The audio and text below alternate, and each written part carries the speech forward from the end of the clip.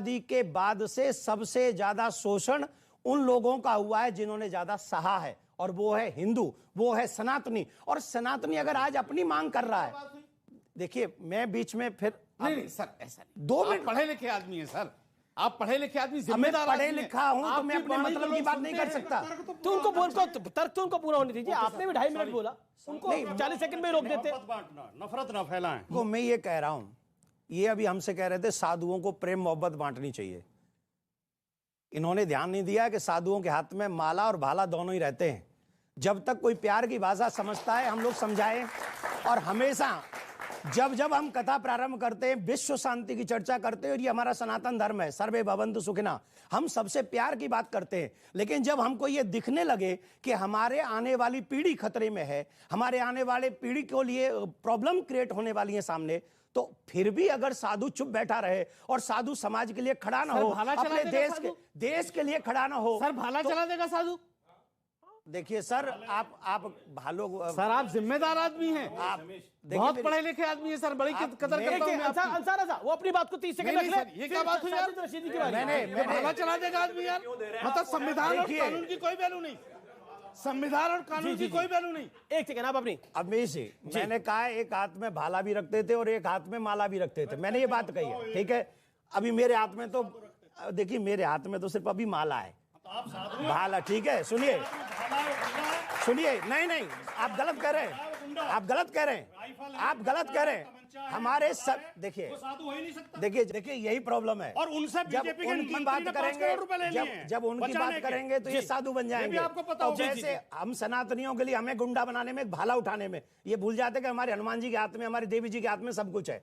और ये हम लोग अपने देवी देवताओं को मानने वाले लोग हैं, उनकी पूजा करने वाले लोग हैं। मैं सिर्फ इतना कह रहा हूं कि अगर मैं सनातन धर्मगुरु हूं, मैं मुसलमान भाइयों का धर्मगुरु नहीं हूं, उनके धर्मगुरु ये हैं, ये उनकी बात करेंगे, मैं अपने लोगों की चर्चा करूंगा, और मुझे मेरे बच्चों को बचाने का पूरा राइट है। मैं वो बात कहूंगा जिससे मेरा वंश, मेरा आने वाली पीढ़ी और मेरी संस्कृति बची रहे, और उसके लिए बहुत जरूरी रामायण का पाठ, और ये योगी जी ने बहुत बड़ा काम किया। मैं उनको तहे दिल से आशीर्वाद देता हूं, भगवान से प्रार्थना करता हूं कि बहुत समय तक मुख्यमंत्री रहे और ऐसे रामायण का पाठ हमारे उत्तर प्रदेश में कराते रहे। मैं इसलिए कह रहा हूं कि सरकारें पहले भी थी और ये संत पहले भी थे, लेकिन वाणी ऐसी नहीं थी संतों की जैसी आज है।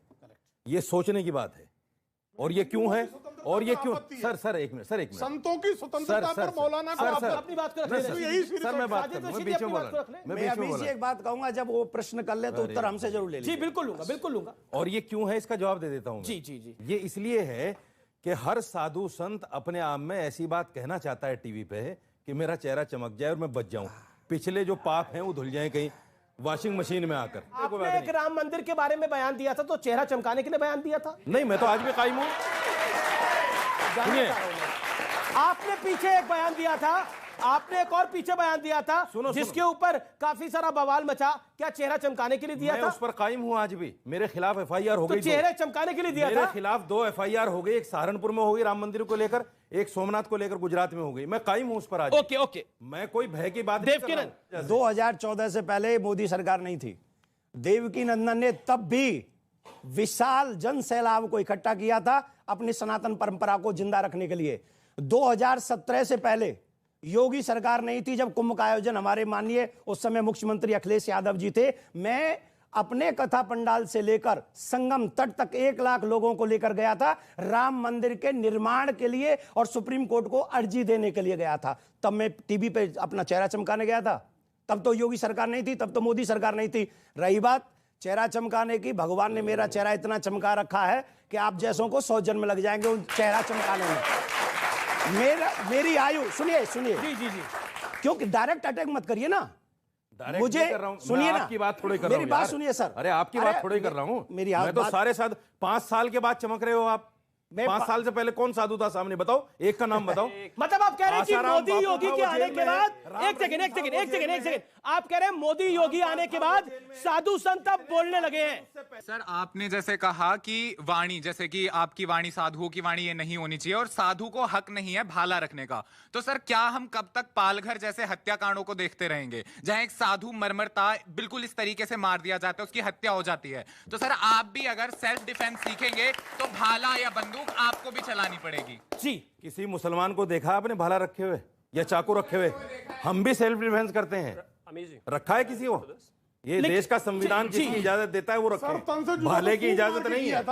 भाले की इजाजत नहीं जो है ये फूंक मार के करते हैं, हथियार थोड़ा रखते हैं। जी जी, अगला सवाल बोलिए, इस तरफ से लेते क्या सवाल है? खड़ो होके पूछिए। सर मेरा सवाल उन सर से है। भाटी जी उन्होंने जी उन्होंने अभी अभी कहा कि जो संत जो हैं, जो अपना शस्त्र को साथ में रखते हैं, जो त्रिशूल रखते हैं, भाला रखते हैं, वो गुंडे हैं। तो जो पांडवों और कौरवों को, जो परशुराम जी का नाम लो साथ में, जो परशुराम जी थे जिन्होंने क्षत्रिय कुल का नाश कर दिया, जो द्रोणाचार्य जी थे जिन्होंने पांडवों और कौरवों को एक तरीके से शिक्षा दी, वो सब गुंडे थे आपकी नजर में? नहीं, एक तो आपने मेरे शब्दों में फेर कर दिया। नहीं कर दिया आपने। त्रिशूल का तो नाम ही नहीं आया था। अरे त्रिशूल का तो नाम ही नहीं आया था, फरसा, न फरसे का आया। अरे भाला और फरसा सब सस्ते मैं हैं। जवाब दे रहा हूं आपकी बात का। त्रिशूल एक धार्मिक चिन्ह है, फरसा भी धार्मिक चिन्ह है। सिख लोग हमारे कृपाण रखते हैं। मैंने ऐसा नहीं कहा जैसा आप पेश कर रहे हो। वो दूसरे लहजे में कह रहे थे कि एक हाथ में माला रखते हैं, एक हाथ में भाला रखते हैं, यानी कि प्यार से भी बात करते हैं, लेकिन मारने की जरूरत पड़ेगी तो मारेंगे भी। मैंने केवल ये कहा, सुनो मेरी बात, साधु और असाधु की पहचान उसकी वाणी, उसका कर्म, उसके आचरण, उसके चरित्र से ही होती है। व्यवस्था टाइम वेस्ट से नहीं होती। नहीं वेस्ट से नहीं होती। अब आप बीच में बोल रहे हैं, समय और अब आप बीच में बोल रहे हैं। देखिए, कई बार चोर भी पुलिस की वर्दी पहन के आ जाते हैं चोरी करने, तो उनके कर्म से होती है। मूंड मुड़ाए हर मिला तो हर कोई ले मुंडाए, बार बार के मूंडने भेड़ ना बैक उठ जाए। जो व्यक्ति हिंसा की बात करता हो, नफरत की बात करता हो, उसे मैं साधु मानने को तैयार नहीं हूं। कोई बुरा मानता हो मान जाए।